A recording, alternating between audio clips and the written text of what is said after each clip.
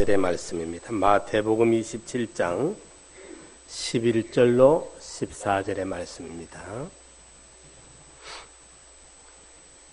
예수께서 총독 앞에 섰음에 총독이 물어 가로되 내가 유대인의 왕이냐? 예수께서 대답하시되 내 말이 옳도다 하시고 대제사장들과 장로들에게 고소를 당하되 아무 대답도 아니하시는지라.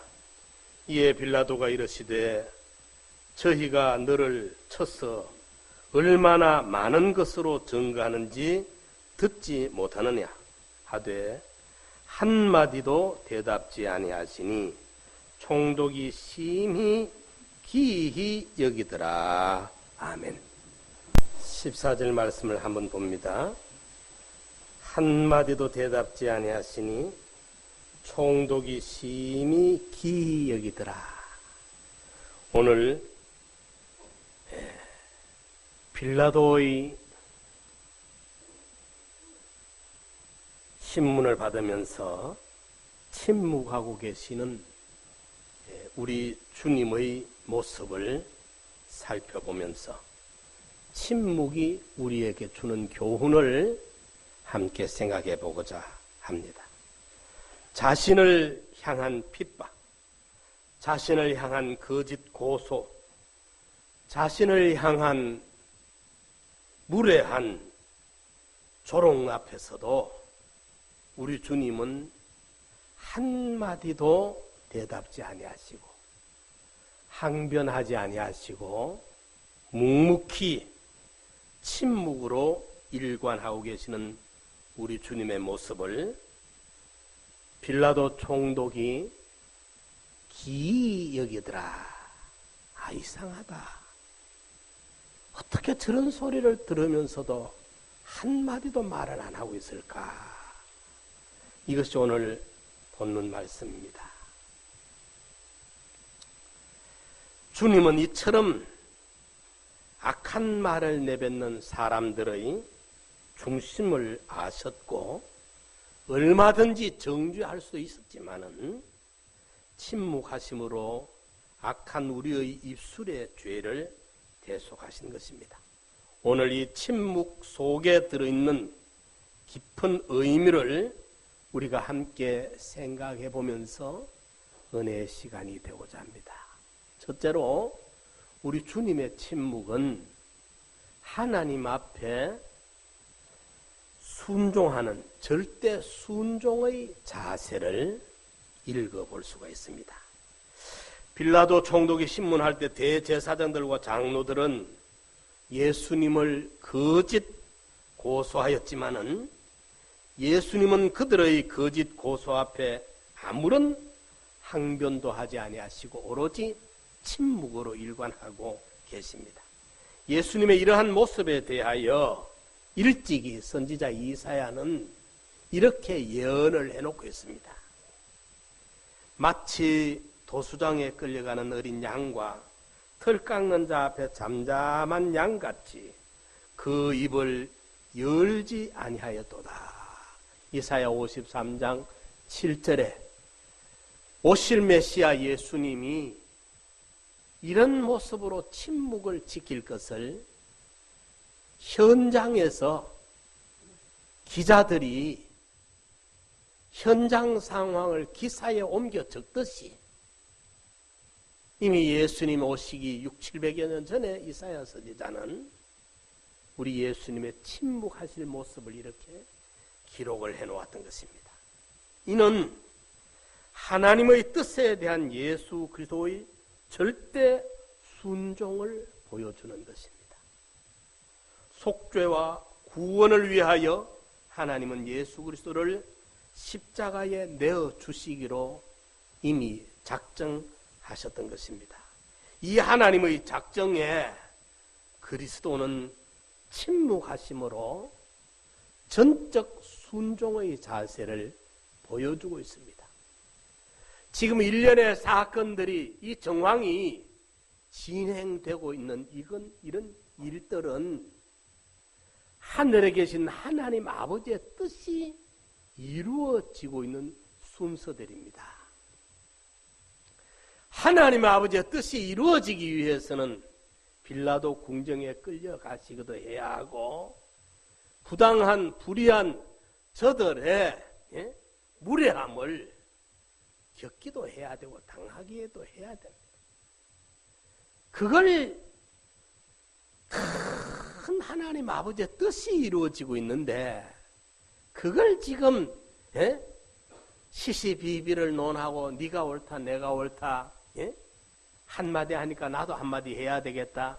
마치 탁구공이 이쪽 저쪽에 핑퐁으로 오가듯이 이렇게 네가 옳으냐 내가 옳으냐 거기에 대해서 변론하고 거기에 대해서 할 말 다 하고 이라면 보내신 하나님의 뜻은 어찌 됩니까? 이러니까 우리 예수님께서 얼마든지 하실 말씀이 있고 또 얼마든지 우리 주님이 그들이 할 말이 없을 만큼 논리적으로 답을 하실 수 있는 분이시지만은 한 말씀도 하지 아니하시고 조롱하고 핍박하고 거짓 정죄하고 비난하는 고소하는 많은 말들을 전혀 거기에 대항하지 아니하고 침묵하고 계셨던 것입니다. 이는 하나님의 뜻에 대한 예수 그리스도의 절대 순종입니다. 때때로 우리의 신앙생활 가운데서도 침묵으로 순종해야 될 때가 있습니다.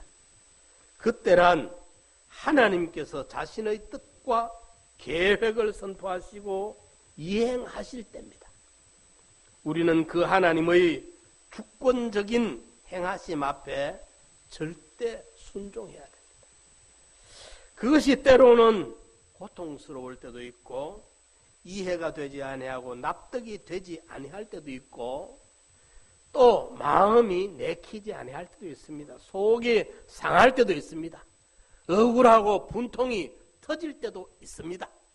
그러나 일일이 그것을 대항하지 아니하고 항변하지 아니하고 하나님의 뜻이 이루어진다면 하나님의 뜻이 이루어진다면 나는 여기서 얼마든지 참을 수 있고 견딜 수 있고 이런 조롱도 비난도 오해도 곡해도 멸시도 천대도 이쯤이야 참아내야 되지 않겠느냐.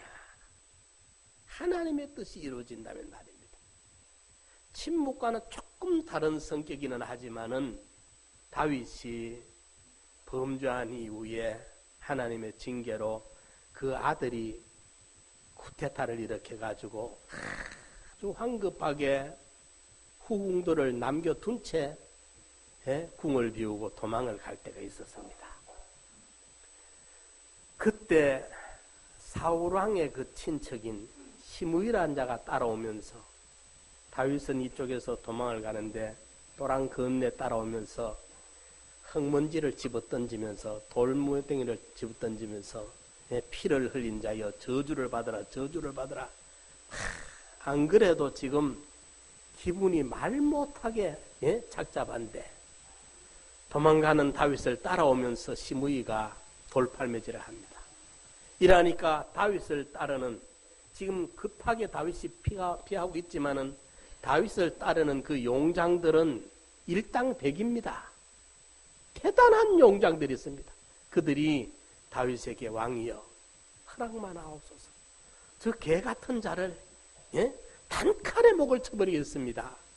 그럴 때 다윗이 스루야의 아들들아 너가 여기 왜 달려드느냐? 비켜라. 너가 무슨 상관이 있느냐? 왕의 경호실장인데 왕을 지금 흙먼지를 날리고 돌 날리고 하는데 왜 관계가 없습니까? 그런데 다윗이 스루야의 아들들아 너가 여기에 관계할 게 없다. 너희들은 여기 빠져라. 왜? 저자가 나를 이렇게 비참하게 하면 할수록 하나님의 노여움이 풀린다면 내가 이 꼴을 당해가지고 내가 더 처참해지고 하나님의 노가 풀리는 게 좋겠다. 놔두자. 이게 다윗입니다. 사랑하는 성도 여러분, 우리 영적 맷집이 좀 생겨가지고, 예? 이런 어퍼컷을 치고, 예? 적이 한 방 날릴 때 그것을 견디내는 믿음의 맷집이 좀 있어야 되겠어요. 예.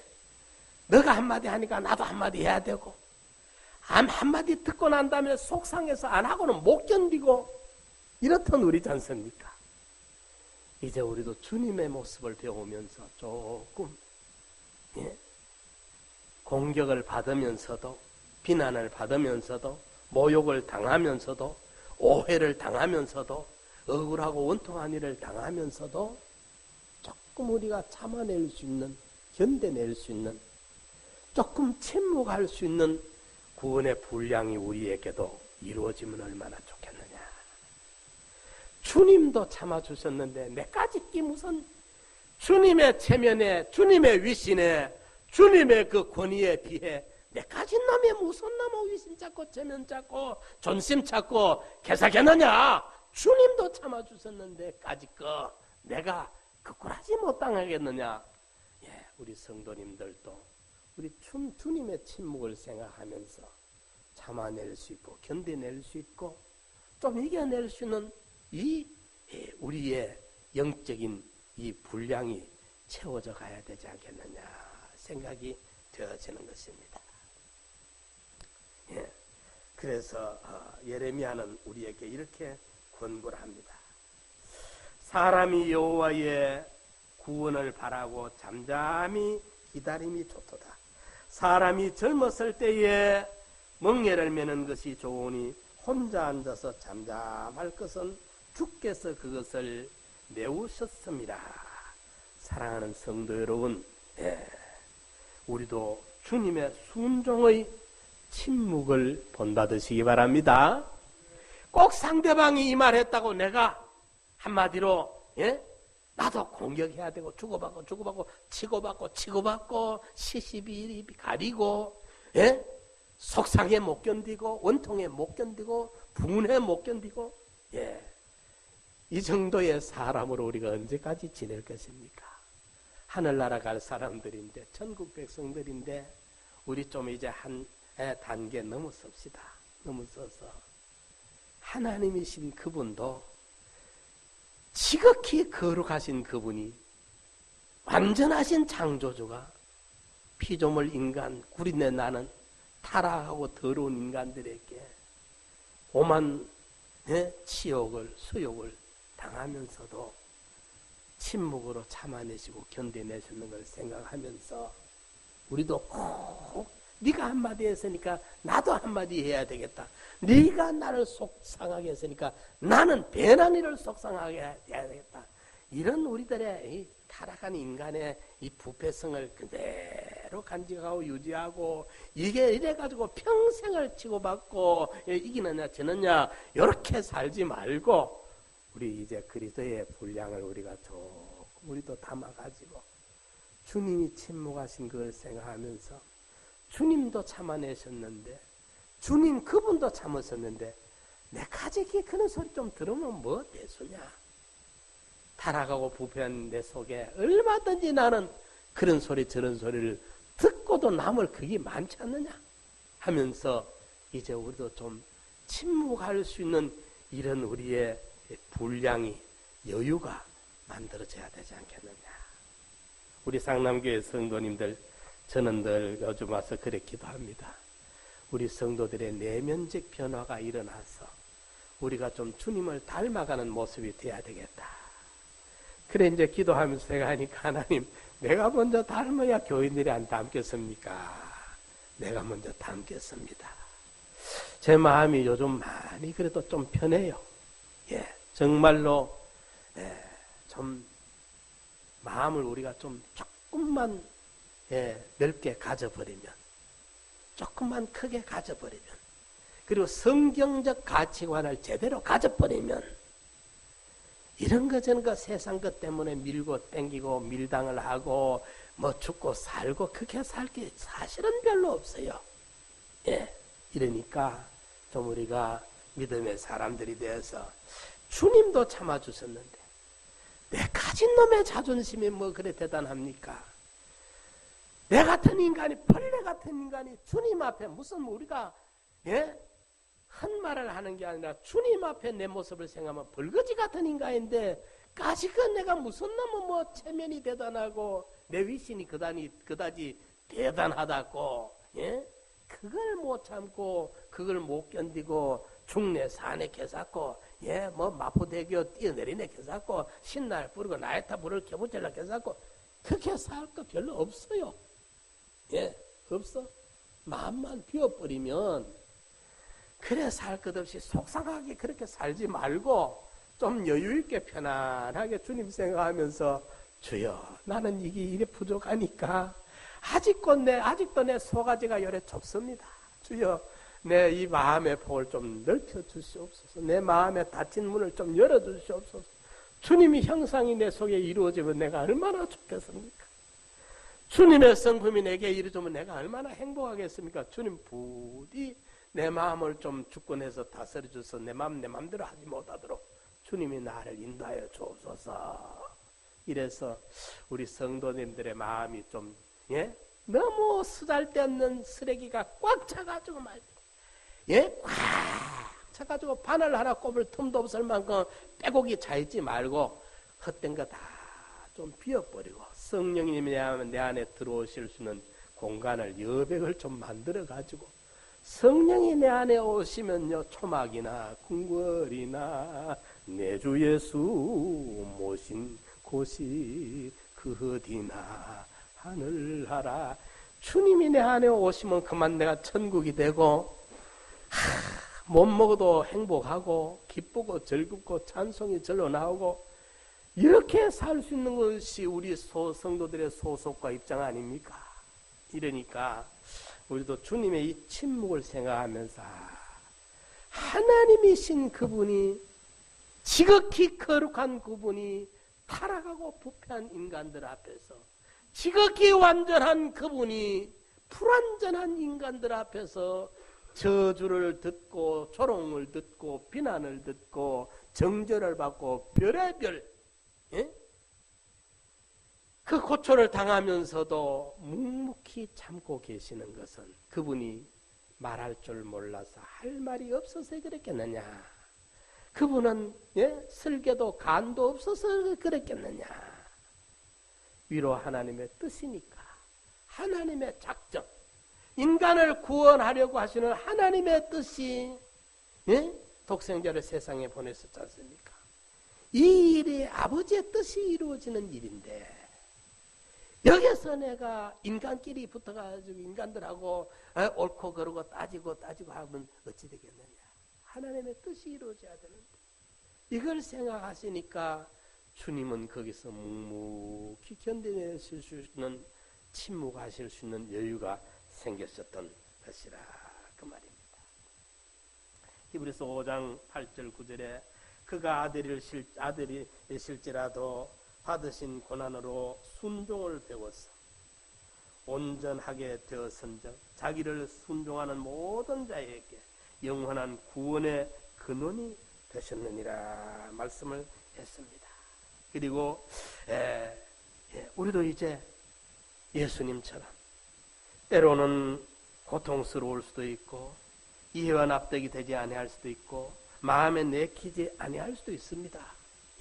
그래도 참아야 되고 견뎌야 돼요. 그래서 예레미야의 권고를 들어보면은 사람이 여호와의 구원을 바라고 잠잠히 기다림이 좋도다. 사람이 젊었을 때에 멍에를 매는 것이 좋으니 혼자 앉아서 잠잠할 것은 주께서 그것을 메우셨습니다 했습니다. 로마서 5장 14절에는 한 사람의 순종치 아니함으로 많은 사람이 죄인이 됨 같이 한 사람의 순종하심으로 많은 사람이 의인이 되리라 말씀했습니다. 우리 예수님의 침묵은 하나님 앞에 절대 순종의 자세입니다.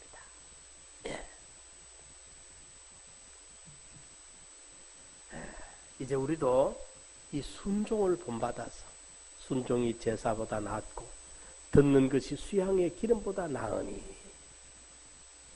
우리 예수님의 생애는 예뿐이고 아니오가 없었어요.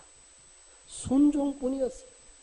이래서 우리도 참 우리가 속상할 때도 있고 너무 원통할 때도 있고 분할 때도 있고 내 현실 이해가 납득이 안 될 때도 있고 하지만은 그럴 때라도 하나님의 뜻이 무엇일까 생각하면서 일일이 네가 그 말했으니까 나도 이 말 해야 되겠다. 그럴 것이 아니라 침묵하면서 주님의 뜻을 살피는 우리 성도님들 되시기 바랍니다. 두 번째로 우리 예수님의 침묵은 극진한 사랑의 표현입니다. 우리 인간을 사랑하는 사랑의 표현이었습니다.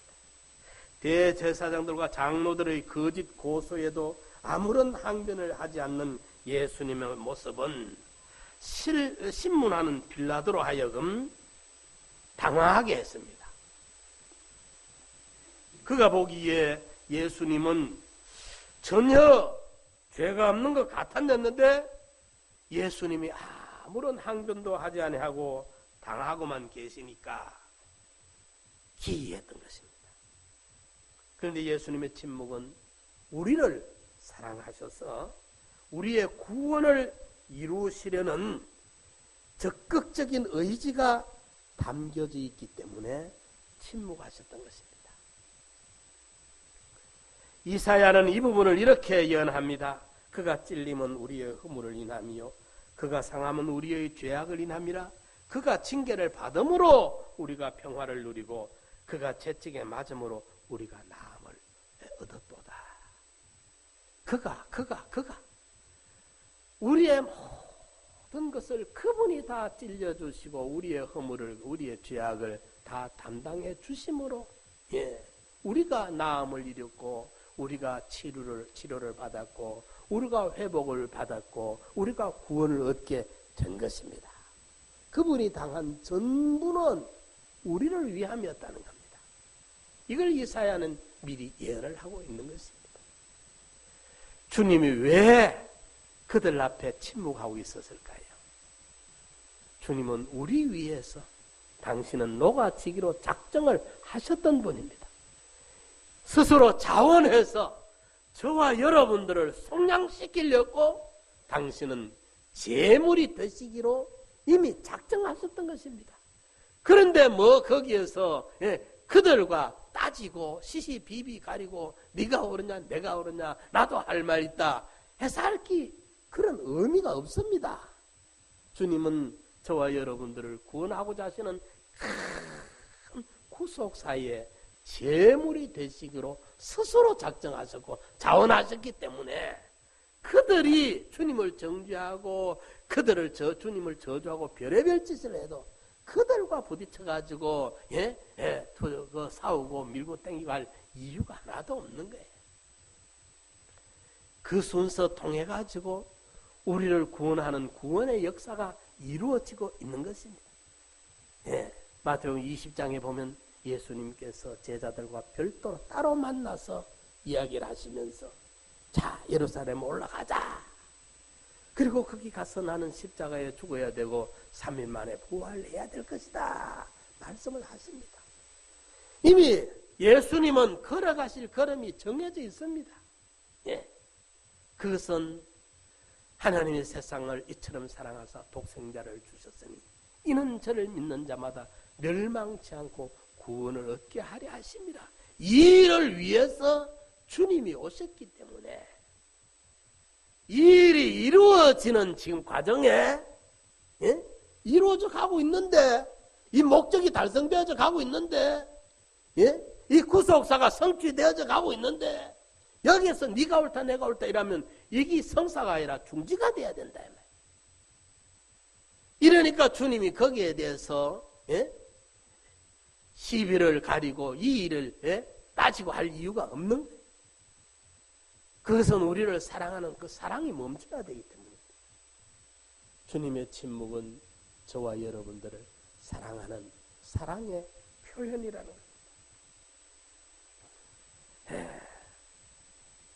에베소서 3장 18, 19절에 보면 능히 모든 성도와 함께 지식에 넘치는 그리스도의 사랑을 알아 그 넓이와 길이와 높이와 깊이가 어떠함을 깨달아 하나님의 모든 충만하심으로 너희에게 충만하게 하여 하기를 구하노라. 주님이 우리를 향한 그 사랑의 넓이, 그 사랑의 넓이, 그 사랑의 길이.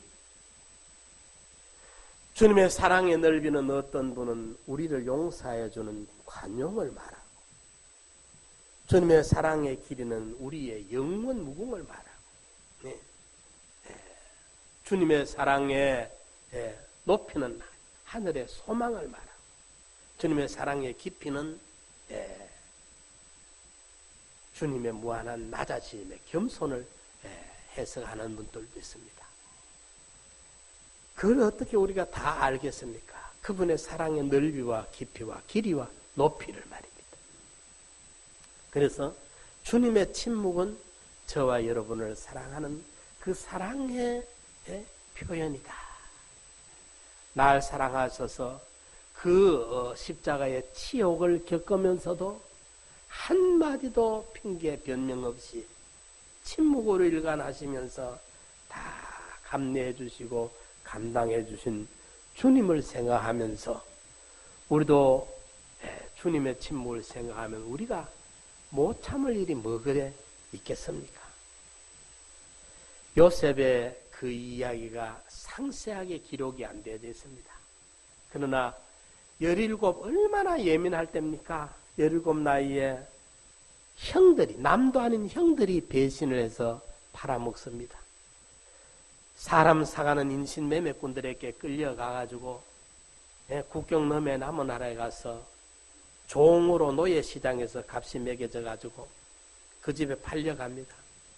거기 하면 큰 머슴, 적은 머슴, 밑에 제일 밑에 꼬맹이 머슴이 아니라 우리나라 머슴은 그래도 인권은 보장이 되지만은 그 종이 돼가지고 그 어린 것이 남은 나라에 가가지고 얼마나 서름을 많이 받았겠습니까?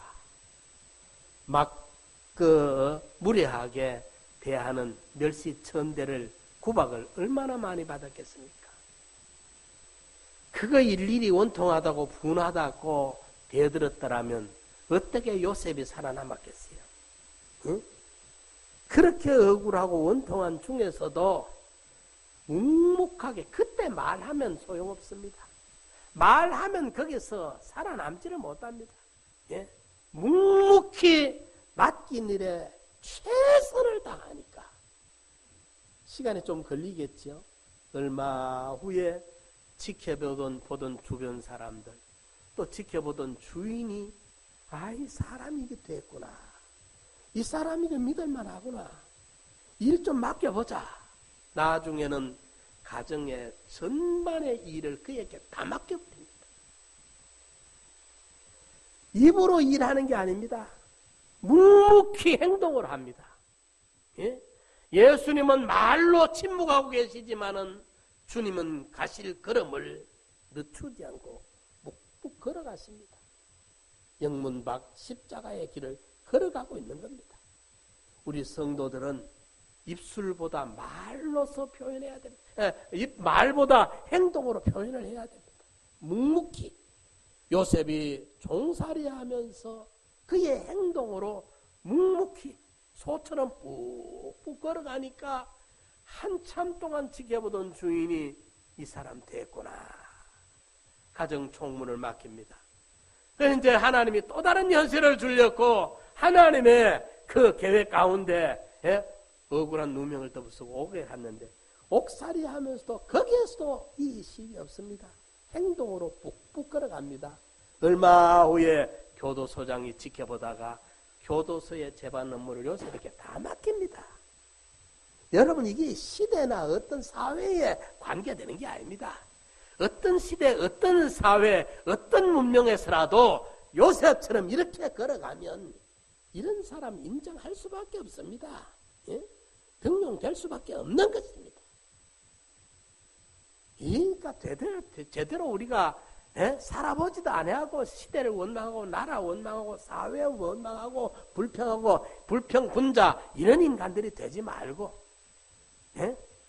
우리나라도 보니까 기생충으로 평생을 기생충으로 살아가는 사람들 있어 보니까 평생 그거 빨아먹고 살아가는 기생충이 그 직업이라 그런 사람들이 있어 보니까 참 불쌍한 사람들이요. 영혼이 불쌍해. 그 평생을 그 기생충으로 오래 살아라. 데모대에 앞장서가면서 요런 운동 저런 운동 시민 선동해가면서 요래가 평생을 살아가는 사람 그런 사람들이 있더라고 보니까. 여러분들 우리가 주님의 침묵을 우리도 잘 배워서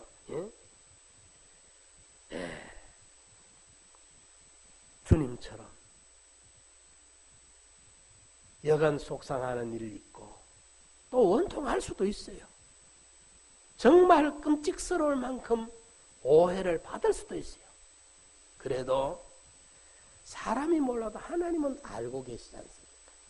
하나님은 보고 계시잖아요. 부탁하고 건데 천하 인간들이 다 똘똘 뭉쳐서 나를 인정하는 것보다 주님 한 분이 나를 인정하는 것이 무한히 더 크다는 것을 여러분들이 가치관으로 가지시기 바랍니다. 천하 인간들이 나를 손가락질하고 저주하고 정죄하는 것보다 주님 한 분이 나를 버린다면 그것이 더 비참하고 불행하다는 걸 깨달으시기 바랍니다. 그래서 다윗은 범죄한 후에 참회록에 시편 51편에 보면 주의 얼굴 앞에서 나를 쫓아내지 말아 주옵소서. 정한 마음을 새롭게 하시고 정직한 영을 창조하옵시고 주의 성신을 내게서 거두어 가지 말아 주옵소서. 그걸 하나 붙들고 늘어지고 애원을 합니다.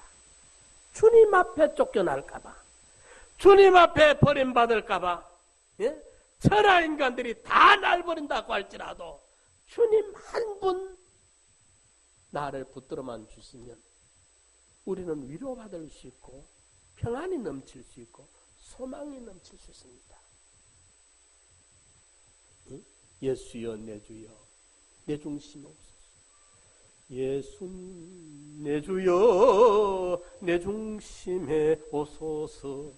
주님 한 분만으로 만족하옵니다. 동남풍아 불어라 서북풍아 불어라 가시밭에 백합화 예수 향기 날리네. 예수여 내 주님 내 중심에 오소서. 주님 한 분만으로 만족하옵니다. 천하 인간들보다 주님 한 분이 무한히 크고 무한히 크고 천하 인간들이 다 날 버린다 할지라도 주님 나와 함께 하시면 나는 만족할 수 있고 이게 우리 성도라고 말입니다. 그래서 주님의 침묵을 우리가 깊이 연구하면 주님 고맙습니다. 나 같은 걸 구원하려고 이렇게까지도 참아주셨으니까. 그러니까 주님의 십자가를 우리는 십자가 그러면 우리는 육체적인 고통, 찢기고 못 박히고 피 흘리고 이 육체적인 고통을 생각하는데 성령에 감동받은 사람들은 주님의 십자가를 노래할 때 그 수욕된 십자가에 주 달려 죽었네. 십자가를 수욕을 말합니다. 성경에도 부끄러움을 개의치 아니했다 그래 말씀. 육체적인 고통도 지나지만은 그보다 정신적인 고통은 그 나무에 달려 죽은 자는 저주를 받은 자라. 그 십자가의 치욕 말입니다. 그 십자가의 치욕. 그것을 마다하지 아니하고 참아주시고 견뎌내주시고 감내해주신 주님 생각한다고 한다면 내가 지금 속 좀 상하더라도 내가 좀 오해를 받더라도 좀 내가 원통하고 억울하더라도 주여 주님 날 위해 참은 것 생각하면 내가 요까지 그도 못 참아 되겠습니까? 요거 좀 참겠습니다. 이럴 수 있는 우리 성도님들이 다 되시기 바랍니다. 예. 갈라디아서 2장 20절에 보면 내가 그리스도와 함께 십자가에 못 박혔나니 그런즉 이제는 내가 산 것이 아니요 오직 내 안에 그리스도께서 사신 것이라. 이제 내가 육체 가운데 사는 것은 나를 사랑하사 나를 위하여 자기 몸을 버리신 하나님의 아들을 믿는 믿음 안에 사는 것이라. 나를 위해서 자기를 버리신 믿음, 그 믿음 안에서 우리도 살아가야 됩니다. 예. 세 번째로 주님의 침묵은 하늘나라에 대한 소망의 확신이었습니다. 빌라도 앞에서 우리 주님의 침묵은 또 다른 깊은 의미가 있습니다. 그것은 바로 부활 승리에 대한 확신 때문입니다. 예수께서는 십자가의 죽음 너머에 있는 부활 승리를 확신 가운데 바라보았던 것입니다.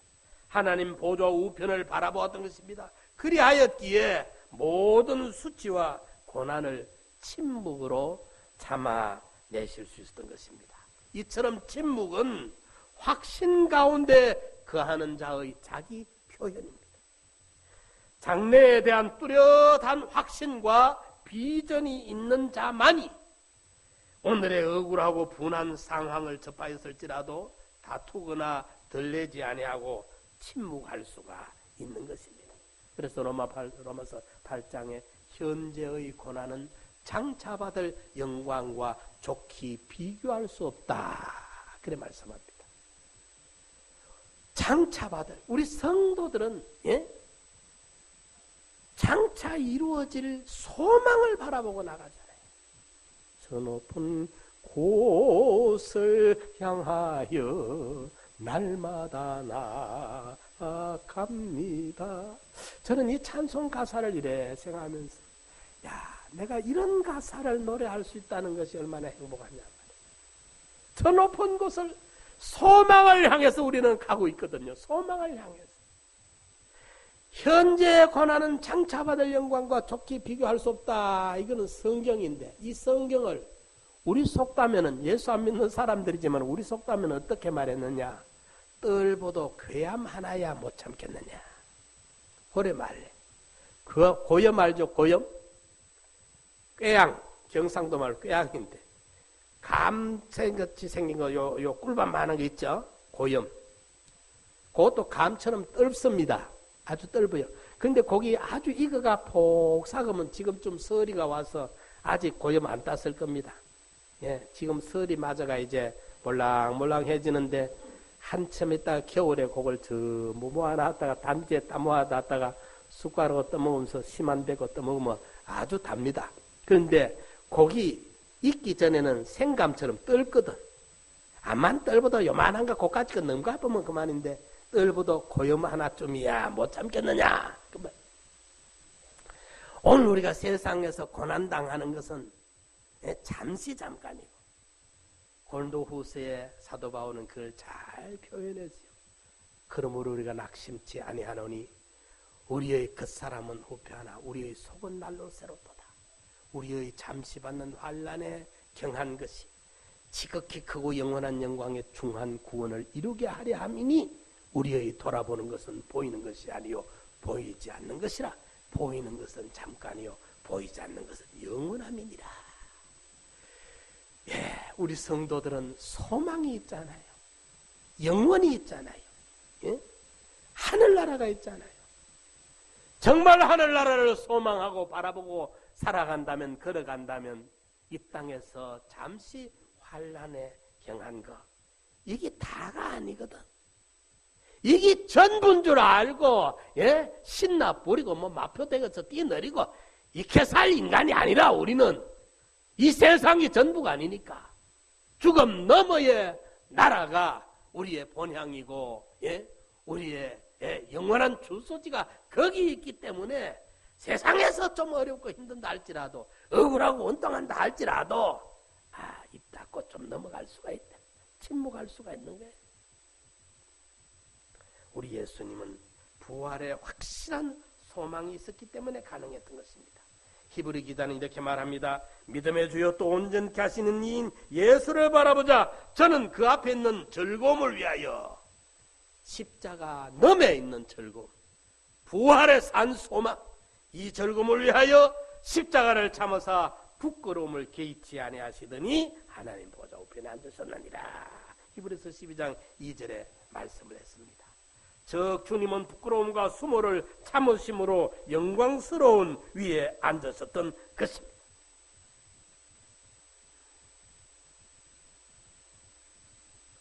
디도서 2장 13절에 보면 복스러운 소망과 우리의 크신 하나님 구주 예수 그리스도의 영광이 나타나심을 기다리노니 그래 말씀을 했습니다. 시편 62편 5절에 보면 나의 영혼아 잠잠히 하나님만 바라라. 대저 나의 소망이 저로 쫓아나느니라 했고, 베드로전서 1장 3절에 보면 찬송하리로다. 우리 주 예수 그리스도의 아버지 하나님이 그 많으신 긍휼대로 예수 그리스도의 죽은 자 가운데서 부활하심으로 말미암아 우리를 거듭나게 하사 산 소망이 있게 하셨다. 산 소망. 예수님이 그 십자가의 고난을 참으신 것은 빌라도의 뜰 앞에서 저들의 비난과 고소를 침묵으로 상대하지 아니하고 견뎌내신 것은 하늘나라 부활의 산 소망이 있기 때문에 가능하다는 거예요. 우리는 오늘 다 전부가 아닙니다. 세상이 전부가 아닙니다. 오늘 넘에 내일이 있고 세상 넘에 천국이 있고 죽음 넘에 영생이 있기 때문에 참을만 합니다. 의미가 있고 가치가 있습니다. 예? 사랑하는 성도 여러분, 오늘 우리는 빌라도의 법정에서 보여준 주님의 침묵의 교훈을 생각해 보았습니다. 주님의 침묵은 바로 하나님의 구원 작정에 대한 절대 순종이요, 또한 죄인들을 향하신 주님의 극진하신 사랑의 표현이며, 나아가 그를 믿고 따르는 모든 사람들에게 영원한 하늘나라의 소망을 보여주는 것입니다. 오늘 살펴본 그리스도의 침묵의 의미를 더욱 깊이 우리들의 마음과 입술과 삶 속에서 적용하시기 바랍니다. 그리하여 주님이 이루신 바 하나님께 대한 순종과 이웃을 향한 사랑과 그리고 천국의 영광에 동참하는 소망 중에 복된 삶을 살아가는 우리 성도님들이 다 되시기를 축원합니다. 다 같이 한번 통성으로 기도드립시다. 주님 고맙습니다. 주님 감사합니다. 주님이 침묵으로 견뎌내 주셨던 그 은혜를 생각합니다. 나도 주님의 모습을 닮아가게 하여 주시옵소서. 주여, 침묵의 의미를 깨닫게 하여 주시옵소서. 감사합니다. 주님 고맙습니다. 주님을 알아가게 하여 주시옵소서.